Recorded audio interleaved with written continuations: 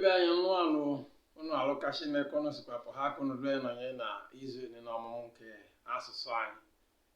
Ka anyị si kwu na izu gani ife anyị chọ egwu ekwuzite anyị bụ ịgwụ mbọsị na ọnụ anyị. Ịgwụ mbọsị na ọnụ anyị. You are welcome, ladies and gentlemen, to today's episode of learning our language. As we said earlier, what we are learning today is counting days in our language.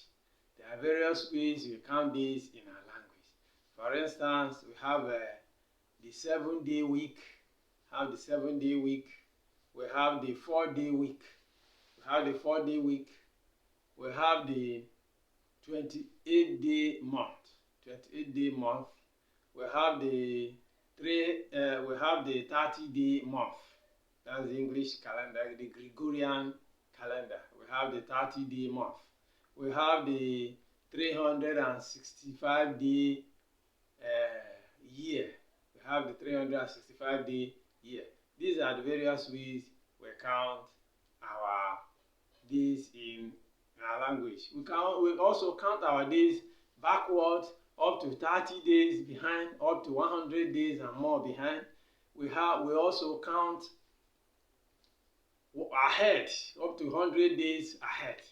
We can do this in our language. When we get to the board, we will see how it is done. Dịka ka si ekwu asị na anyị agwụ ọnụọgwụ, anyị agwụ mkpụrụ ụbọchị izu ụka mkpụrụ ụbọchị asaa. Mkpụrụ ụbọchị asaa ya bụ nke ndị ụka, izu ụka asaa. Mkpụrụ ụbọchị asaa. Anyị agwụzikwa izu mkpụrụ ụbọchị anọ. Izu mkpụrụ ụbọchị anọ. Mana afịa anyị mkpụrụ ụbọchị anọ ka anyị ji azụ ahịa ma anyị jizikwa nwe ọnụọgwụ anyị agwụ na mkpụrụ ụbọchị anọ. Anyị agwụ ọnwa mkpụrụ ụbọchị ohu na asatọ. Anyị agwụ 28 days month, ya bụ nke ife. Anyị agwụzikwa 30-day month, ya bụ nke ndị ọnwa oyibo. Anyị agwụzikwa ahọ. Anyị agwụ 365 days making 1 year. Ọnwa bụzikwa ụzọ anyị si agwụ ọnụọgwụ na be. Ibe anyị jekwa kwụnụ mabụla. Anyị agwụzikwa ọnụọgwụ si azụ mkpụrụ ụbọchị ndị gafere na n'azụ. Anyị ike gwurue 100 days behind. Ọnwa atọ gafere na ebe anyị enwe ka anyị si agwụ. Azụ ike gwa ọnwa anọ ka ọ bụ ọnwa atọ n'ihu onwe ka anyị si agwụ. Ife ndị ene ka anyị chọrọ ikwuzi na izu ni anyị bịa. Sokwanụ anyị ka anyị lụọ na bọọdụ anyị ka afọ ka anyị si edekwa esi masịkwa ka anyị si agwụwa. Daalụnụ jenu. Bọọdụ anyị bụ nke nre ka anyị si ekwu echimbasị. Ife anyị na-eme bụ counting days in Igbo language. Ịgwụ mbọsị na ọnụ Igbo. Ịgwụ mbọsị na ọnụ Igbo ya ka anyị nọ n'ime ọ ka anyị si kwu mbụ.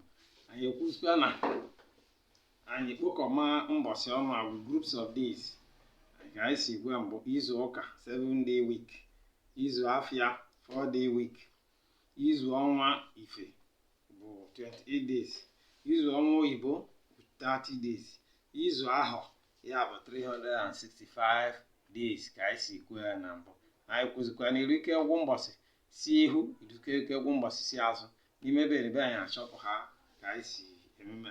Nke anyị ji ike ebido taa bụ ịgwụ mbọsị si azụ. Counting days in the past. Counting days in the past. That is what we are starting with today. Ka ọ bụrụ ka taa ka anyị nọwa. Anyị were ka taa ka anyị nọ. Ịgwụfụ mbọsị n'azụ dị 1 day past ka anyị akpọ nyaa. 1 day past bụ nyaa. 2 days bụ taba atọ. 3 days bụ taba anọ. 4 days bụ izu. Izu bụ second market day. Izu gani na ya bụ second market day. Ka anyị were na taa bụ afịa. Taa bụ afịa. Oruzie izu gazia market day ọzọ ilue. Izu gazia afịa ọzọ ilue. Nke ọzọ bụ nyaa mee izu. That's 5 days. Nyaa mee izu. Nke ọzọ bụ taba atọ mee izu 6 days. Taba anọ mee izu 7 days. Oge atọ garịnị bụ 8 days. Ya bụ the third market day past. The third market day past. Ya bụ oge atọ. N'azụ akpa na nyaa mee oge atọ. Nyaa ma oge atọ bụ 9 days. Taba atọ ma oge atọ bụ 10 days. Taba anọ ma oge atọ bụ 11 days ago. Oge anọ garịrị bụ 12 days, ya bụ the fourth market day ago. The fourth market day ago, ya bụ oge anọ garịrị. Nya mee oge anọ bụ 13 days. Taba atọ mee oge anọ bụ 14 days. Taba anọ mee oge anọ bụ 15 days. As oge ise garịrị, ya bụ the fifth market day passed. The fifth market day passed, or fifth past market day. Nke ọzọ bụ nya mee oge ise 17 days.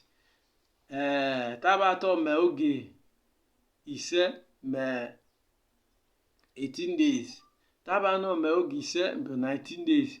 Oge isii bụ 20 days, ya bụ the sixth market day ago. Nke ọzọ bụ nya mee oge isii 21 days. Taba atọ mee oge isii 22 days. Taba anọ mee oge isii 23 days. Oge asaa garịrị bụ 24 days, ya bụ seventh market day.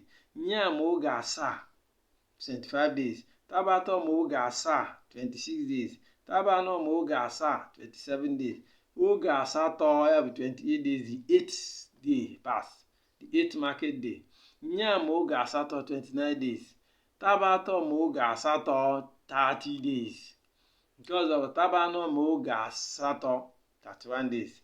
Oge itenaini bụ 32 days, the ninth market day.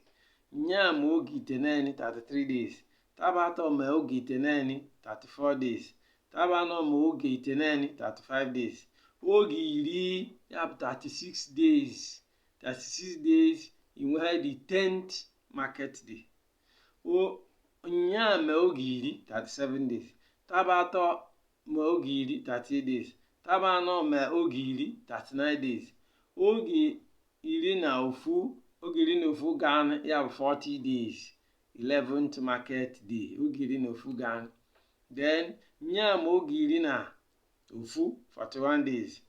Taba atọ mee oge iri na ofu 42 days. Taba anọ mee oge iri na ofu 43 days.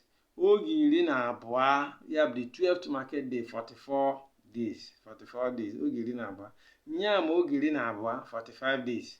Taba atọ mee oge iri na abụọ 46 days. Taba anọ mee oge iri na abụọ. Taba atọ mee oge iri na abụọ 46 days. Taba anọ mee oge iri na abụọ 47 days. Oge iri na atọ bụ the 13th market day, the 48th day. Nya mee oge iri na atọ 49 days.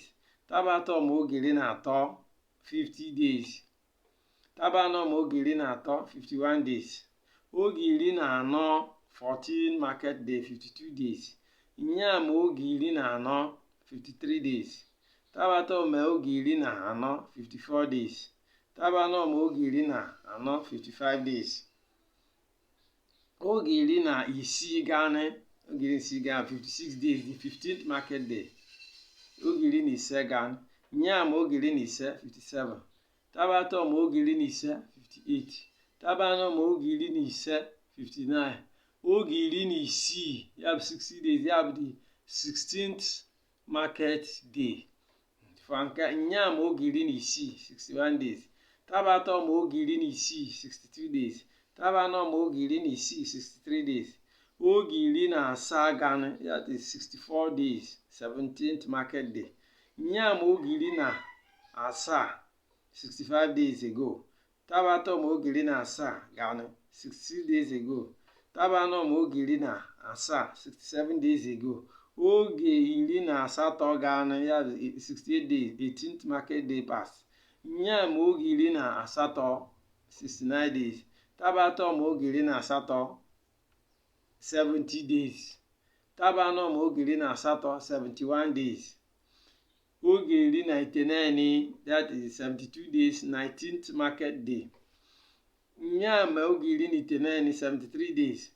Taba atọ mee oge iri na itenaini 74 days. Taba anọ mee oge iri na itenaini 75 days.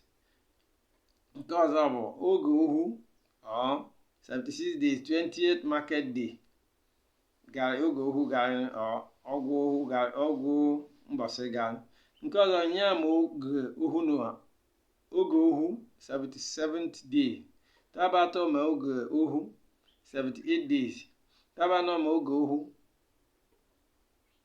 79 days.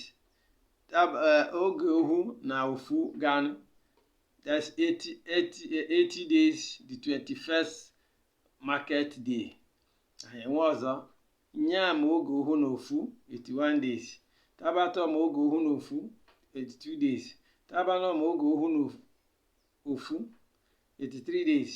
Oge ohu na abụọ, that's 84 days, the 22nd market day. Nya ma oge ohu na abụọ 85 days. Taba atọ ma oge ohu na abụọ 86 days. Taba anọ ma oge ohu na abụọ 84 days. Oge ohu na atọ garịnị 88 days. That's 23rd market. Nya ma oge ohu na atọ 89 days. Taba atọ ma oge ohu na atọ 90 days. Taba anọ ma oge ohu na atọ 91 days. Oge ohu na anọ garịnị bụ 92 days, ya bụ 24th market day. Nya ma oge ohu na anọ 93 days. Taba atọ ma oge ohu na anọ 94 days. Taba anọ ma oge ohu na anọ 95 days. Oge ohu na ise, ya 96 days, nye 25th market day. Nya ma oge ohu na ise 97 days. Taba atọ ma oge ohu na ise 98 days. Taba anọ ma oge ohu na ise 99 days. Oge ohu na isii garịnị, that is the 100th day. This is where we are going to stop today. We will continue from there next episode. Next episode, we are going to we will count days ahead. These are days ago. Nke jere n'ebe anyị agwụ ụbọchị ndị jere na ihu. I hope we will gain one or two things from this. Please, our children and everybody, anybody watching this YouTube, study it, enjoy it, share it, send it to people that you think it will be of benefit, people who will learn and profit from it. Share it to other groups as well, other groups that you belong to, so that the knowledge will become wider. The more the merrier. The more we are speaking the language, the better for us in learning it. Please subscribe to us by pressing the red button. It does not cost money to subscribe. Thank you so much. Ndị be anyị anụ aka isikwu, biko nenu anya tii afụma ndị ahụ ha na mbụ ka ọha ndị ahụ ha ka ọ takwa anyị si na oge bitenụ aka ka isikwu ya agosi na ụnụ akwado anyị ọfụma. Daalụ nụ Chineke nke onye ọbụla arịala n'afa Jizọs.